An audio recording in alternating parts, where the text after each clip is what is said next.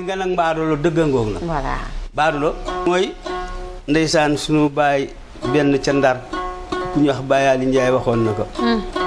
ne kañ la ko mel ñeen ñi rek la kañ la ko mel waaw ñeen ñi rek la waaw dëgg la ne ñeen ñi la kañ la ko mel yàllaa ko mel yàllaa ko mel waaw yéene ko waaye diw nii rek na barki démb daal nii la fi meloon tey mooy ngandal di suñu kaw yooyu yëpp ñeen ñi la waaw maanaam iñaan kañaan la maanaam xol bu bon waaw yooyu yëpp kañaan la yooyu yëpp moo koy waral loolu nag mooy li bari sax léegi ndax kenn xamatul nit wax lim xam li mu mel da nga koy sosal rek da nga koy sosal tandale dugg ci kër ñu ne nangam la fi doon wut te xamuloo la mu fay wut yàlla xam na te yàlla dafa bëgg ku maandu dem na ba ci jaaloo ne fii ak amuloo seede amuloo yow ak ñeneen ñoo yëgul